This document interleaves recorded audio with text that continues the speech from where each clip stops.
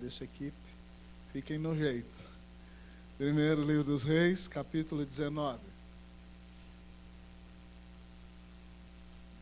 O Senhor seja glorificado nessa noite sobre todas as coisas. Assim diz a palavra do Senhor. Primeiro livro dos Reis, capítulo de número 19. Desliga o seu celular aí, Jesus vai falar com você na exposição bíblica dessa noite. Primeiro livro dos Reis, capítulo 19. Diz assim a palavra de Deus. Acabe fez saber a Jezabel tudo quanto Elias havia feito e como matara todos os profetas à espada. Então Jezabel mandou um mensageiro a Elias a dizer-lhe: façam-me os deuses como lhes aprouver, se amanhã a estas horas não fizer eu a tua vida como fizeste a cada um deles. Temendo, pois, Elias levantou-se e foi para salvar sua vida, se foi e chegou a Berseba, que pertence a Judá, e ali deixou o seu moço. Ele mesmo, porém, se foi ao deserto, caminho de um dia, e veio e se assentou debaixo de um zimbro, e pediu para si a morte, e disse: basta, toma agora, ó Senhor, a minha alma, pois não sou melhor do que meus pais. Deitou-se e dormiu debaixo do zimbro. Eis que um anjo o tocou e lhe disse: levanta-te e come. Olhou ele e viu junto à cabeceira um pão cozido sobre pedras, em brasa e uma botija de água. Comeu, bebeu e tornou a dormir. Voltou segunda vez o anjo do Senhor, tocou-o e lhe disse: levanta-te e come, porque o caminho te será sobre modo longo. Levantou-se, pois, comeu e bebeu, e com a força daquela comida, caminhou 40 dias e 40 noites, até Horebe, o monte de Deus. Ali entrou numa caverna, onde passou a noite. E eis que lhe veio a palavra do Senhor, e lhe disse: que fazes aqui, Elias?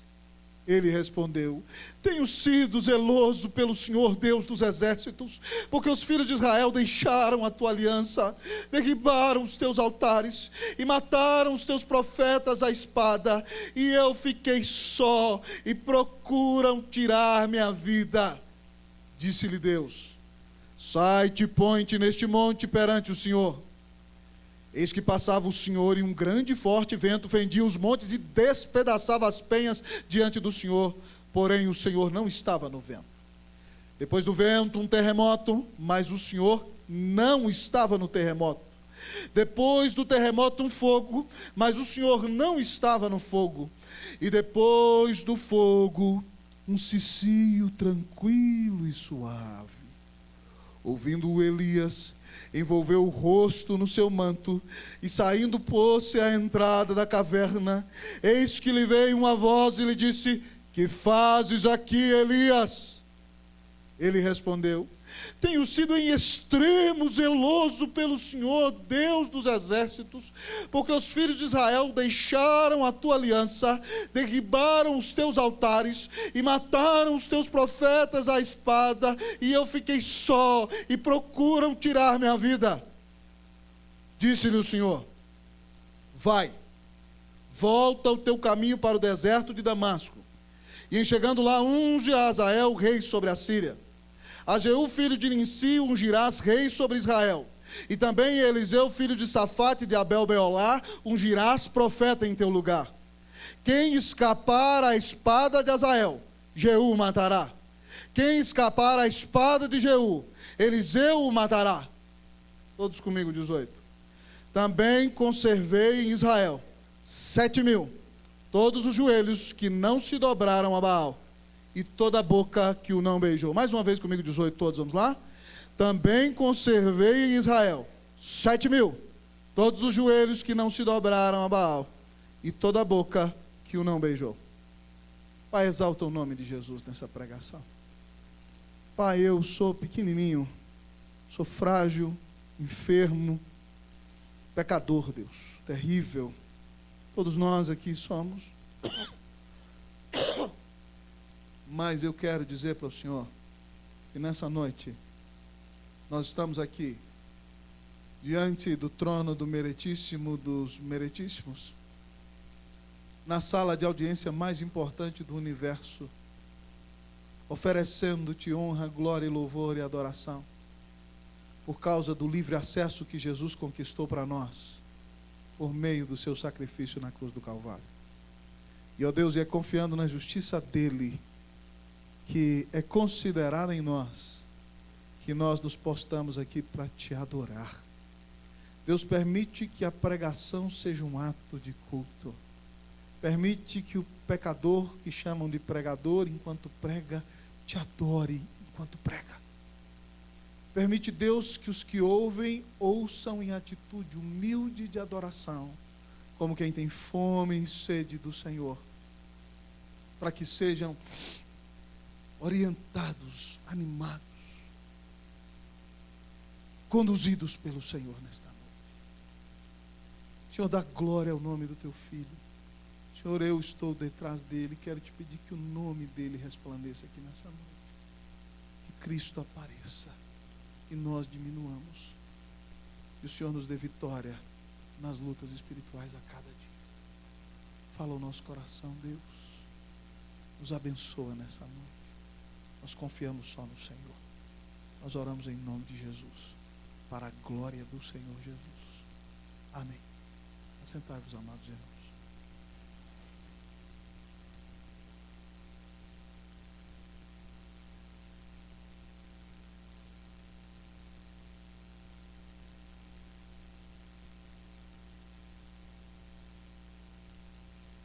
Queridos irmãos e irmãs,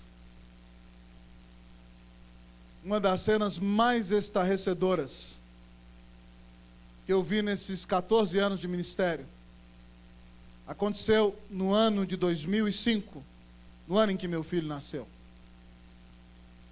Quando Davi estava para chegar, Deus nos deu a bênção lá na cidade de Santiago do Chile de mudarmos para um edifício maior, um apartamento muito grande. E naquele edifício havia elevadores para os andares pares e ímpares. Nós entrávamos no elevador par. Eu morava no 14º andar.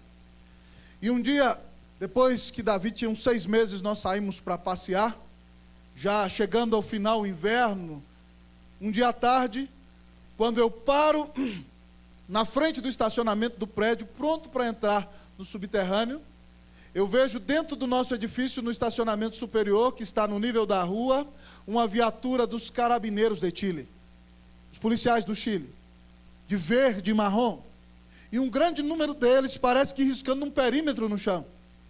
E o meu coração se acelerou muito. E eu olhei para a minha querida Cleusa e disse: aconteceu alguma coisa, meu bem? Por que esses homens estão aí dentro do prédio? Fazia pouco tempo que a gente morava lá. Nós entramos no subterrâneo, tomamos o nosso elevador. E qual não é a minha surpresa, amados irmãos, quando eu chego em casa e abro a grande janela de vidro e vejo uma mulher na fase dos 55 a 60 anos, espatifada no chão, tendo pulado do 15º andar.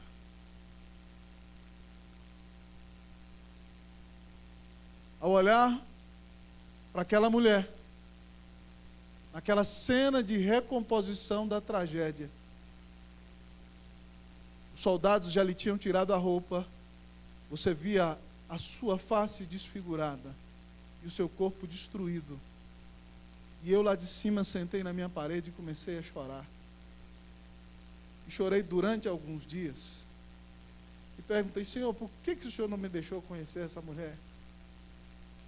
Por que o Senhor não me deixou pregar o Evangelho para ela? E depois eu fui descobrir, amados irmãos, que por causa de alguns pecados e problemas terríveis de relacionamento, aquela mulher estava em depressão, e naquele dia, no estratagema do inferno, ela pula daquele edifício e tira a sua vida. A depressão, amados irmãos, é extremamente perigosa. Ela pode matar. E nesse texto, nós encontramos, amados irmãos, profeta Elias, um dos grandes homens de Deus, não só da história do Antigo Testamento, mas da história da Bíblia e da história da humanidade, enfrentando uma grande depressão. E ao olhar para a vida de Elias, nessa noite o Senhor então descortina a palavra diante dos seus olhos e te desafia a estar atento do começo ao fim desta mensagem, porque hoje ele apresenta um quadro diante de você, no qual ele te mostra como vencer a depressão. Como vencer a depressão. Inicialmente o texto da palavra do Senhor nos dá a resposta dizendo como vencer a depressão. Em primeiro lugar, reconheça o seu alcance. Como vencer a depressão? Reconheça o seu alcance. Leia para mim o versículo 1, por favor, em nome de Jesus. Primeiro versículo, 1, 2, 3. A igreja pode ler, por favor.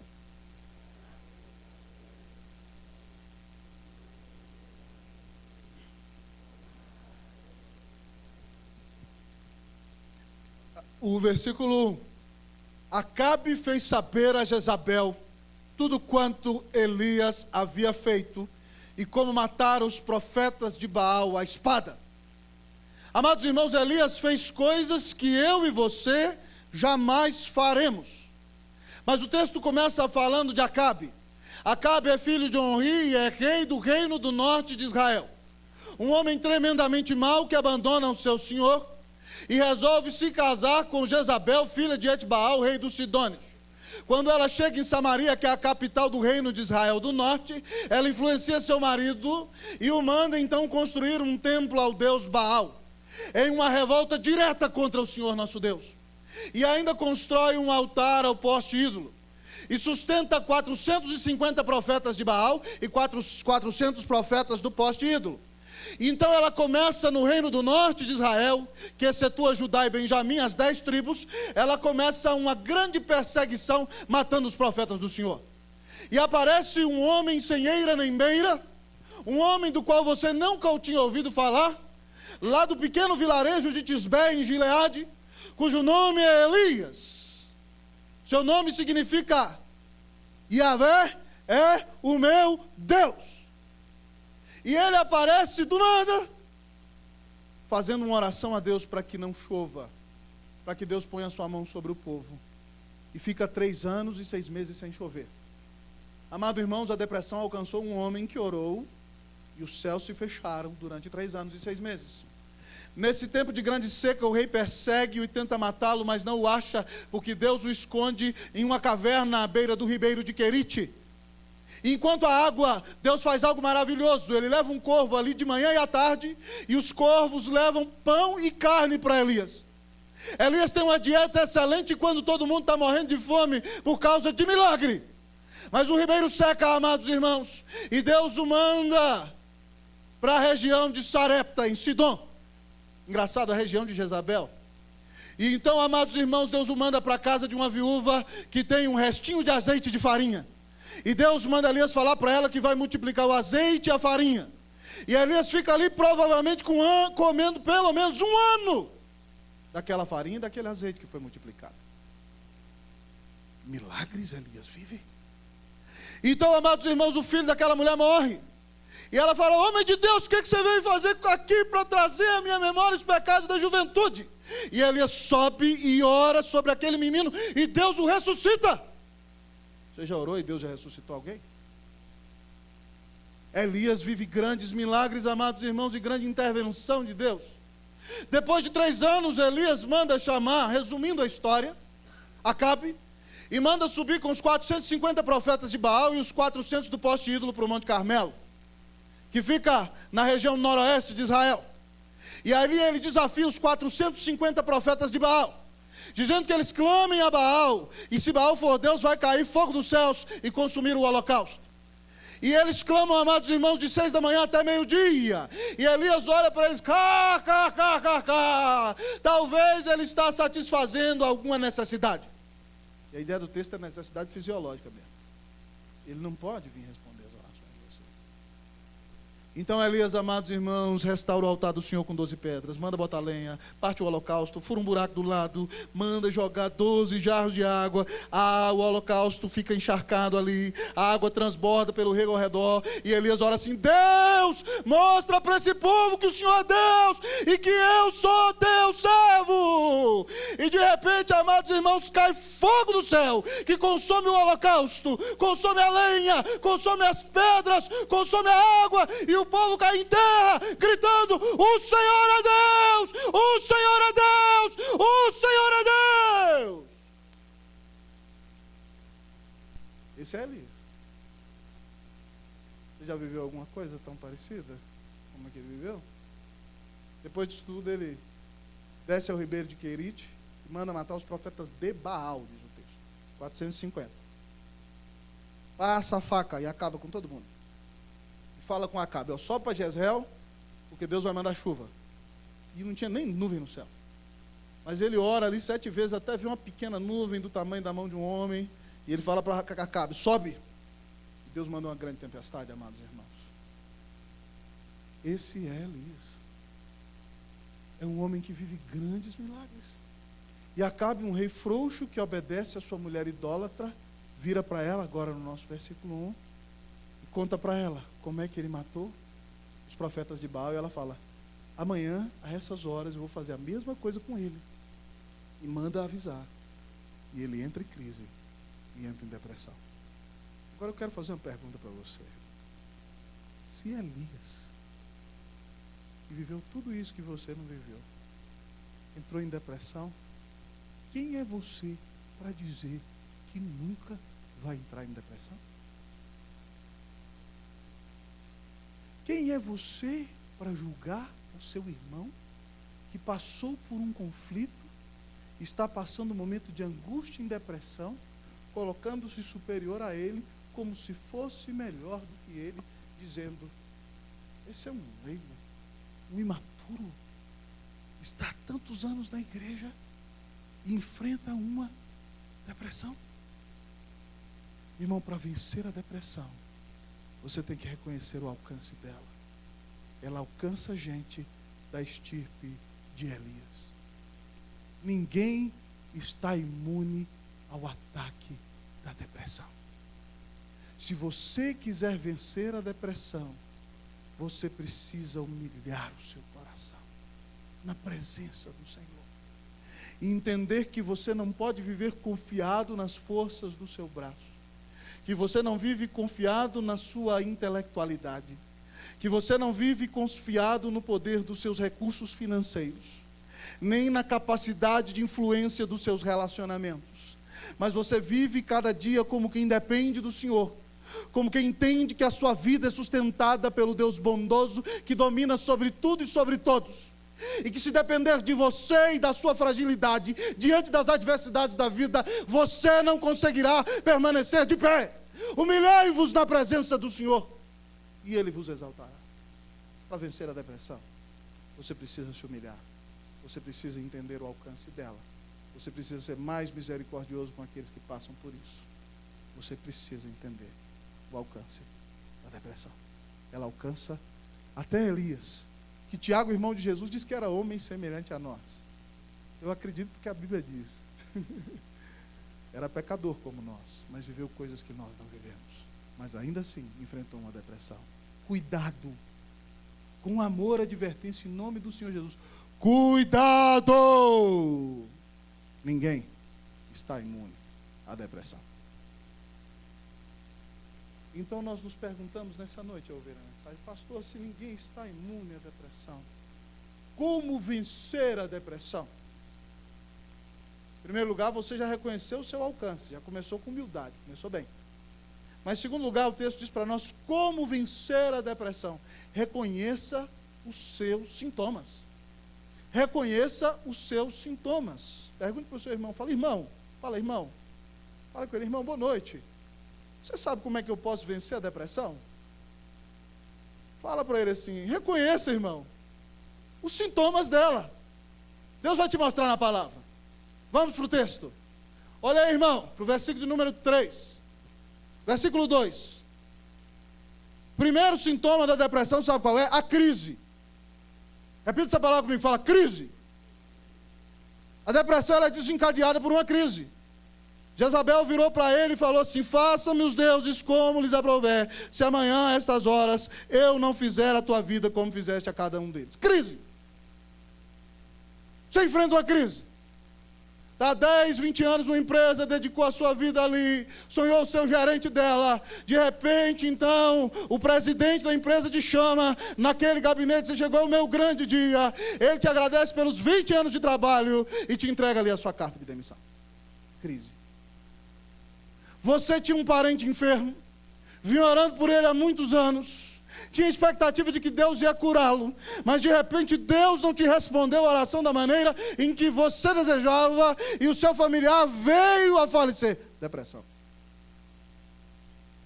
Você tinha um sonho, você investiu em um relacionamento, você colocou todas as suas fichas naquele relacionamento, e de repente então, quando você achava que estava dando tudo certo, a pessoa olhou para você e falou: foi um prazer estar com você, mas nosso relacionamento acabou aqui. E você começou a chorar, entrou em lágrimas e se deprimiu. Talvez alguém que era seu amigo mais chegado traiu a sua amizade, traiu a sua confiança, acabou com a alegria daquele convívio e você entrou em depressão. Talvez você tinha um sonho, um projeto pessoal e Deus bateu a porta na sua cara e você entendeu que não, e você se frustrou. A depressão, irmão, ela sempre vem com uma crise, com uma frustração, com um não de Deus. Se você está aqui nessa noite e tem recebido um não de Deus, fique esperto, abra o olho, não se deixe dominar pela depressão. Às vezes uma perseguição, uma maledicência, algo que tira a sua paz. Preste atenção nas crises, elas não vêm para destruir você. Fique esperto. Primeiro sintoma da depressão é a crise. Segundo sintoma é o medo. Medo. Olha o que diz aí o versículo 3. Qual a primeira palavra? Temendo. Sujeito em depressão tem medo. Tem medo do olhar dos outros. Ele vê as pessoas conversando no trabalho e fala: eles estão falando alguma coisa de mim. O que será que elas estão falando de mim?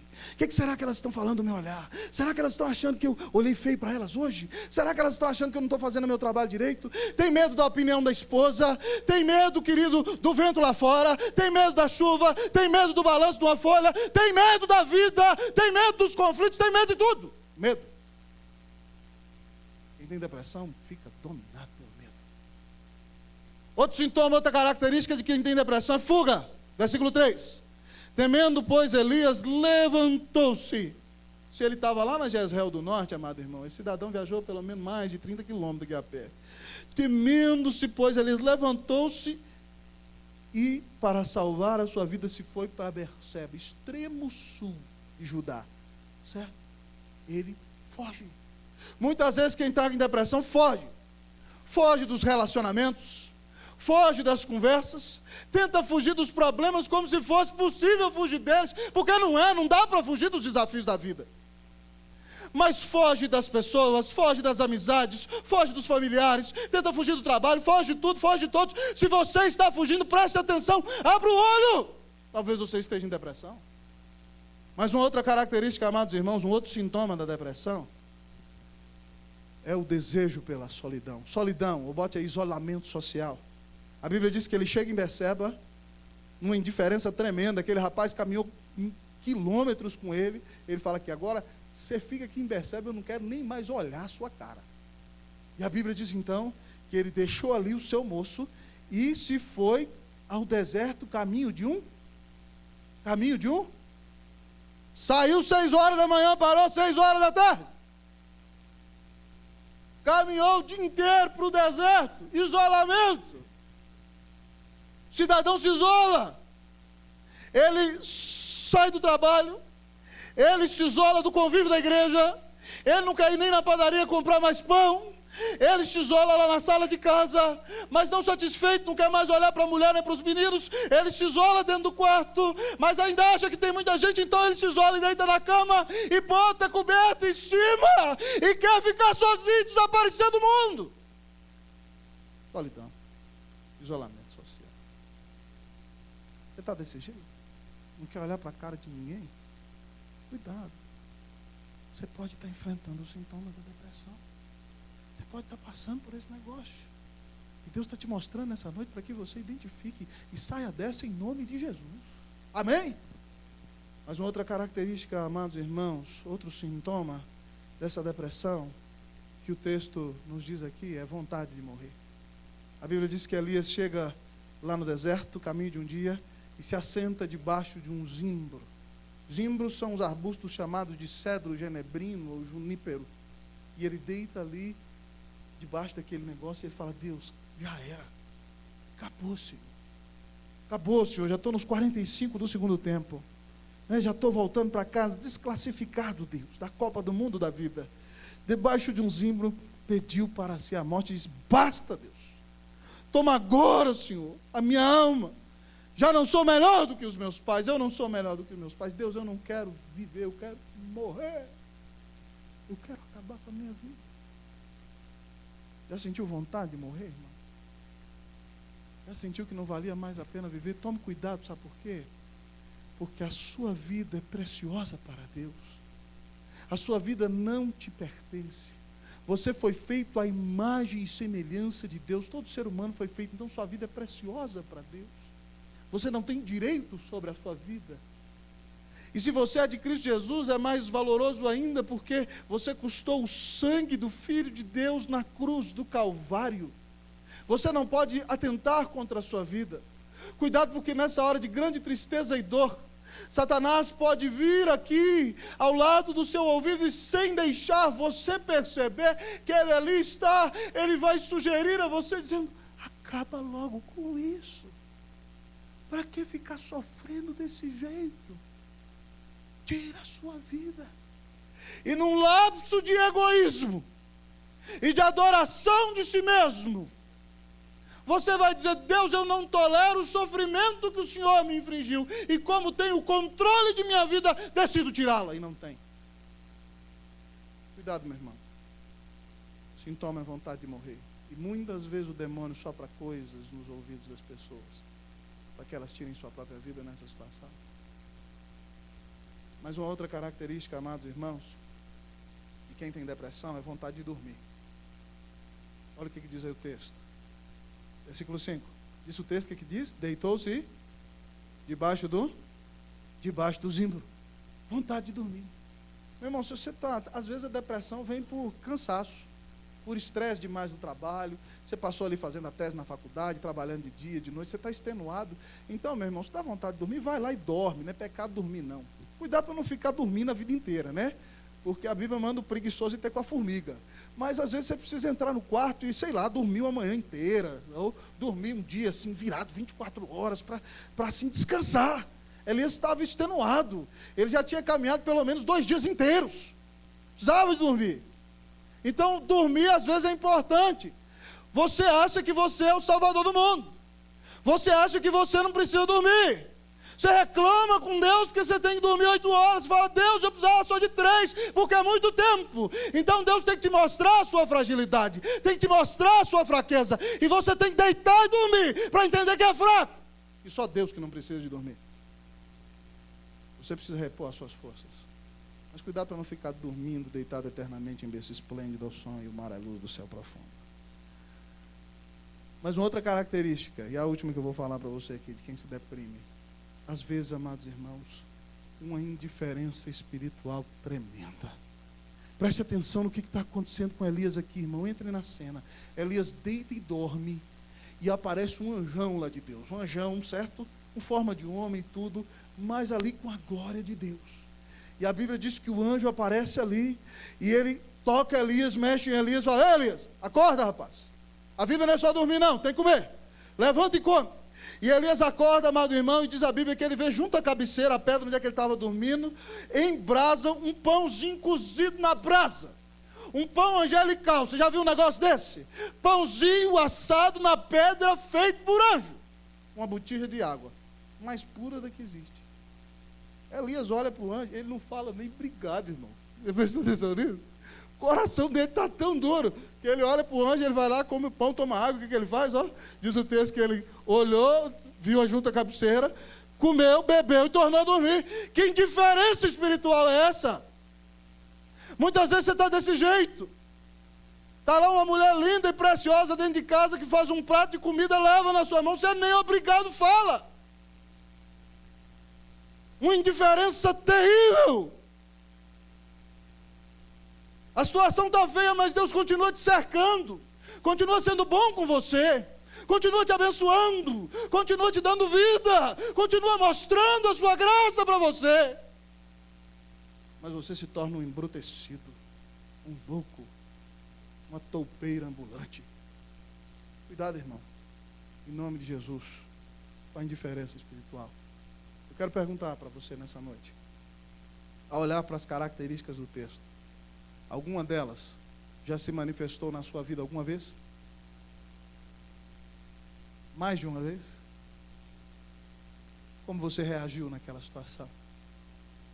Talvez você está olhando para o texto e fala assim: pastor, e agora? Quem poderá me ajudar? Eu estou em depressão! Mas, irmão, essa mensagem não tem o objetivo de jogar no fundo do poço, não. Se você está vivendo um momento de luta, faça o que Paulo diz, imitando a Jesus em Mateus 6, lá em Filipenses 4, 7, ele diz: não andeis ansiosos de coisa alguma, por nada, nem pela depressão.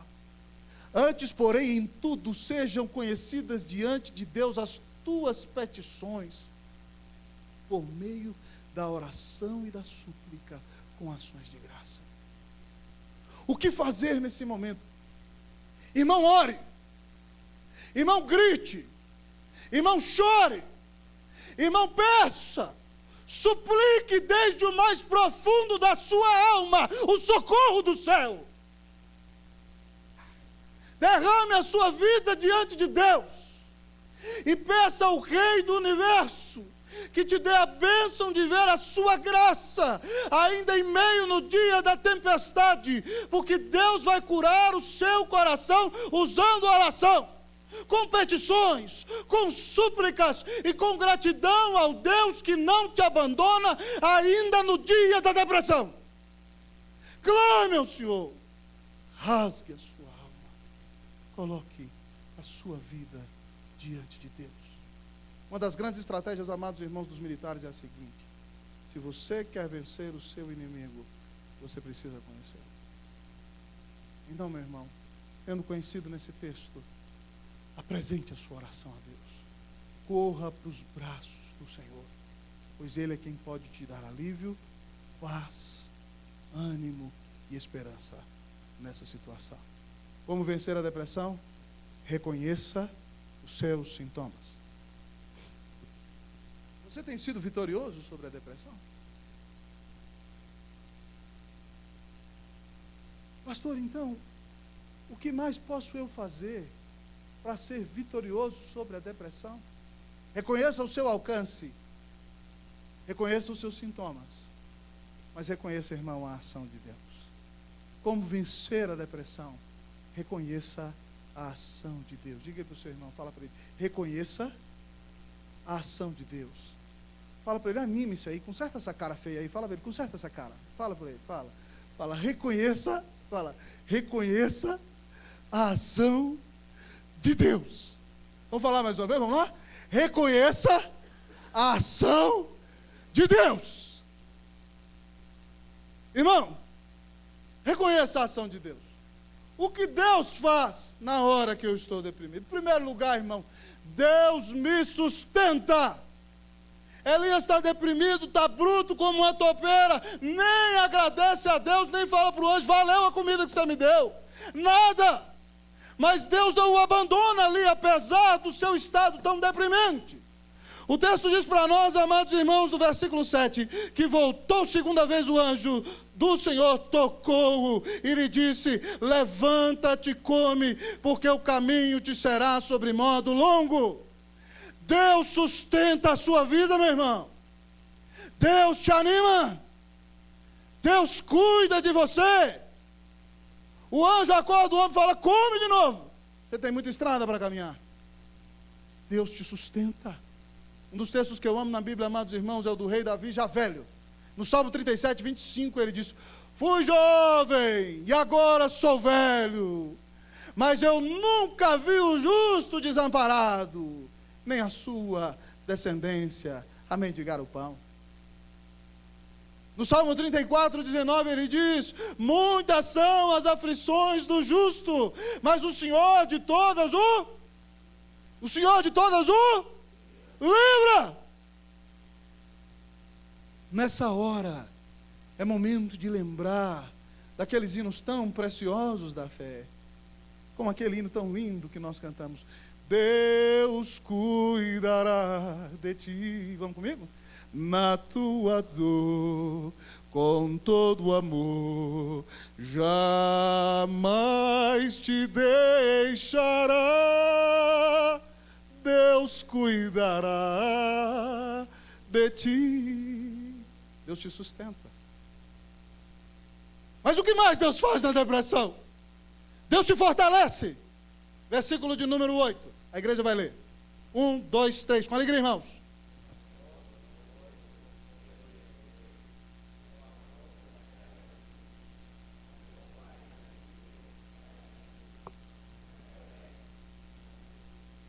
Meu querido Daniel, você consegue ficar quantos dias sem comer? Nunca tentou? Eu também tento pouco. Agora, aonde que você já viu falar que um homem come uma comida e caminha 40 dias e 40 noites com aquela comida que ele comeu? Aonde é que você já ouviu um negócio desse? Há 2 semanas atrás eu preguei sobre Davi na batalha lá da reconquista de Ziclag. Nós encontramos uma amalequita que não comia fazia 3 dias, estava quase morrendo. O negócio aqui é sobrenatural, irmão. O anjo dá uma comida para aquele homem, dá um gás naquele homem. Eu não sei se ele vai correndo ali pelo deserto. Ele estava no sul de Judá e ele tem que ir lá para o Monte Sinai, perto do Egito, Horebe. Em hebraico, Horebe é o monte de Deus. E ele vai caminhar 40 dias e 40 noites com aquela comida. E chega lá. Irmãos, tem coisa que a gente faz no dia da depressão que não tem explicação. É milagre. Tem dia que você está cansado, machucado, sofrendo, estiolado, angustiado, destroçado, acabado, pisoteado, massacrado. Mas você levanta e vai trabalhar. E o seu dia é uma bênção. Deus te usa de maneira milagrosa. Tem dia, amados irmãos, que a gente que é pregador sobe aqui nesse púlpito, irmãos, com bombas caindo de todos os lados ao nosso redor. Carlos Henrique, alguns anos atrás, virou para mim e falou assim: pastorzão, eu já percebi que Satanás gosta de atacar o senhor antes do culto. Antes do culto. Ele fala assim: antes do culto, o senhor está entrando no culto, está em oração, aí vem aqui e traz alguém uma notícia terrível para o senhor ficar chateado e perder a unção, a bênção, e não pregar para abençoar o povo e o povo perder a bênção. Vem alguém antes do culto que pode fazer uma reclamação na semana que vem, mas ele olha, é porque está tudo errado nessa igreja, não sei qual. Antes do culto. Tem que ser antes do culto, criatura. Pastor, vamos marcar o aconselhamento, que é antes do culto não, crente, em nome de Jesus. Antes do culto é a hora de oração. Antes do culto é a hora de estar em comunhão com Deus, mas tem hora que as crises acontecem antes do culto, irmão. E aí o seguinte, é só o milagre. É só o poder de Deus. Você foi traído, foi enganado, foi pisoteado, mas de repente você achou que ia morrer. Estava igual que eu vou morrer. E de repente você levantou no outro dia e continuou fazendo tudo normal. Sabe o que acontece? É Deus te fortalecendo. A Bíblia diz no Salmo 46, Deus é o nosso refúgio e fortaleza, socorro bem presente nas tribulações, portanto não temeremos, não tema. Deus te fortalece. Deus te abençoa. Louvado seja Deus por isso. Mas olhando para a ação de Deus, esse Deus tão maravilhoso, nós vemos que Ele nos sustenta, que Ele nos fortalece. Mas uma maneira de Deus curar a depressão no nosso coração, irmão, eu estou fazendo um aconselhamento com você hoje aqui à noite. Você quer aconselhamento de gabinete. Alguém já recebeu esse aconselhamento aqui? Alguns? Deus nos deixa desabafar. Irmão, o cidadão comeu uma comida, meu Deus do céu, será que ele não percebeu que ele comeu a comida com a qual ele caminhou 40 dias? Só isso já curava qualquer depressão, Daniel. Mas ele chega ali em Horebe, sabe o que ele faz? Se enfia dentro de uma caverna. A situação está complicada. E aí, de repente, ele está lá dentro da caverna e vem a palavra do Senhor e fala assim: que fazes aqui, Elias? Se fosse você na sua tela, você dizia: o que eu estou fazendo aqui? Você acha que Deus não sabe o que ele está fazendo ali?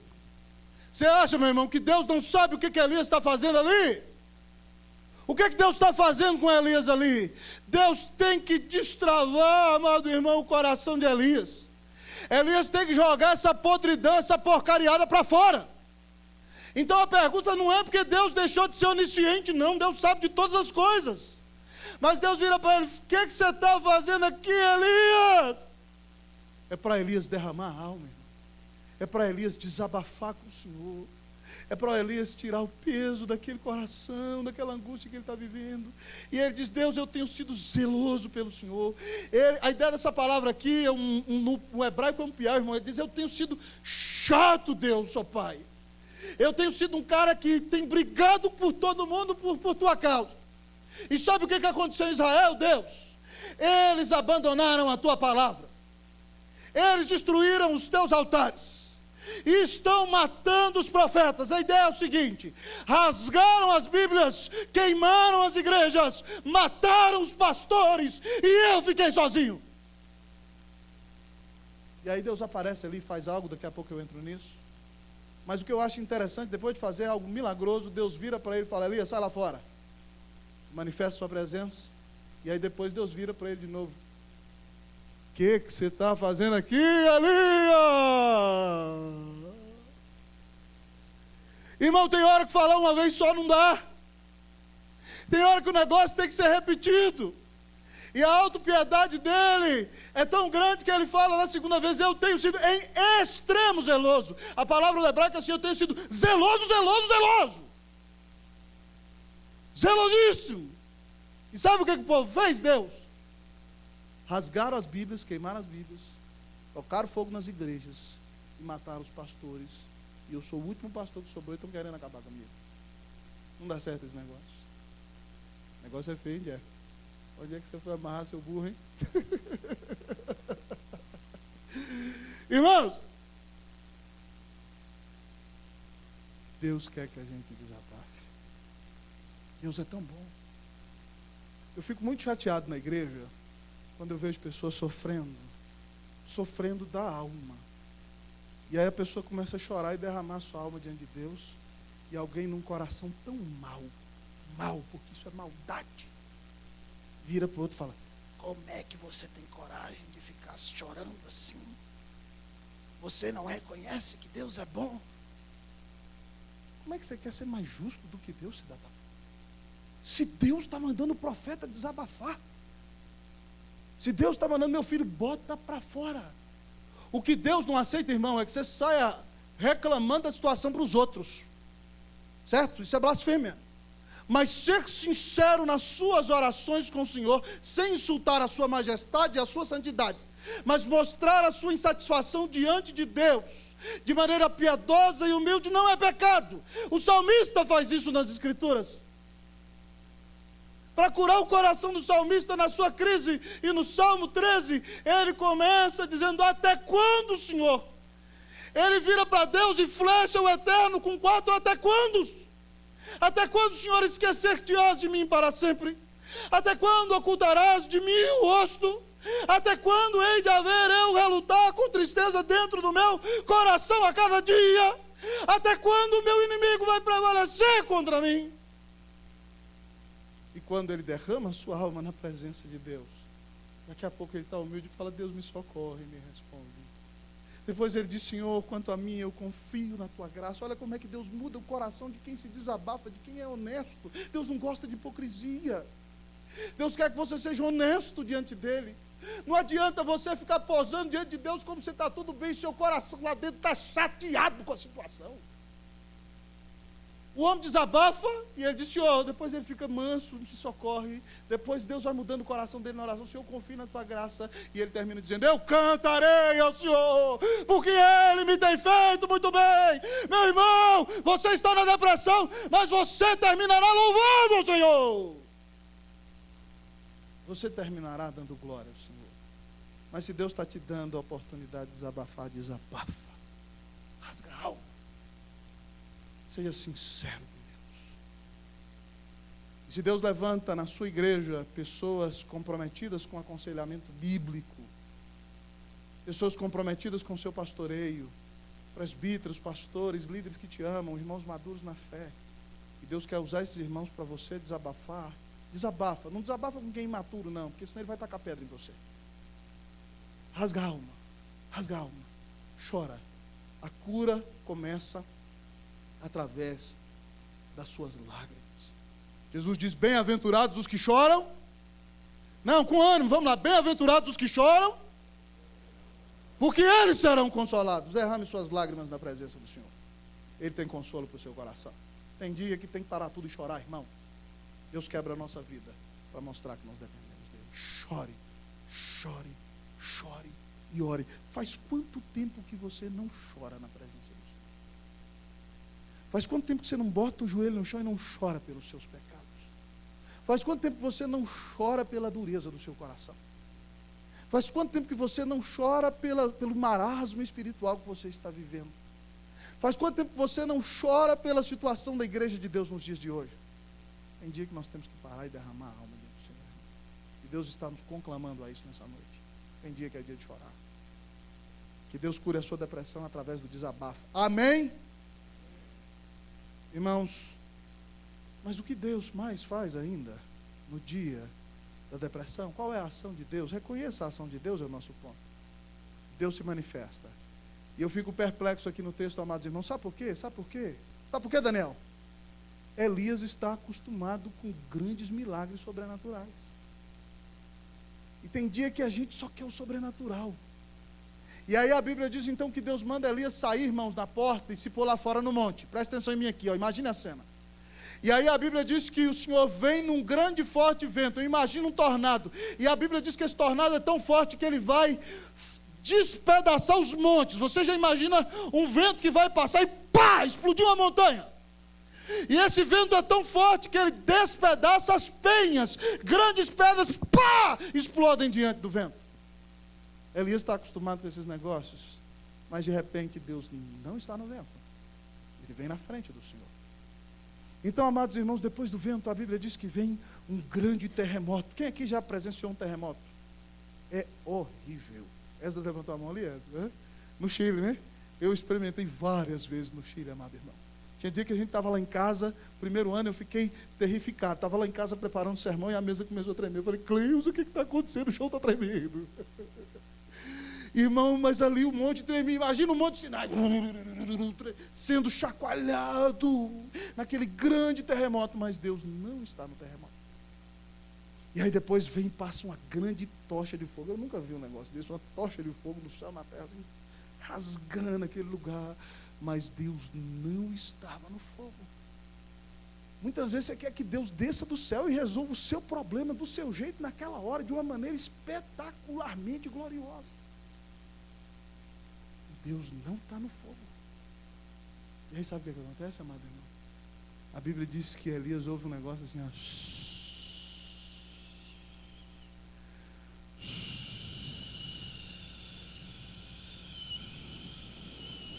Ele não vê nada, ele ouve.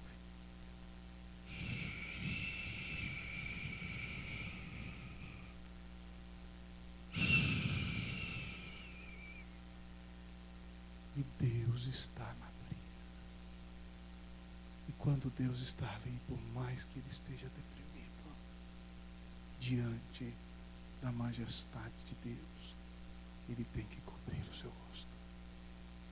Porque ninguém pode ver a glória do Senhor e sobreviver. Que é algo mais natural do que a brisa. Algo que eu e você temos direito, livre e graciosamente no Guará, quando caminhamos à tarde e a brisa vem e sopra em nosso rosto e nos refresca num dia de calor. Que é algo mais simples e mais natural na vida do que a brisa. Eu quero que você entenda aqui, amado irmão, que Deus se manifesta nas coisas simples da sua vida. Você não vê, você ouve. E aí de repente você vem para a igreja num domingo à noite e nem imaginava, e o pastor prega um sermão, um homem falando para você, a coisa mais natural que parece que existe.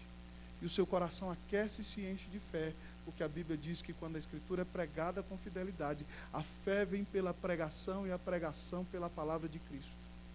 É por isso que eu acho, amados irmãos, desculpa a força do termo que eu vou usar, Mas uma das maiores tolices que existem na vida dos cristãos, eles faltarem do culto para fazer qualquer outra coisa.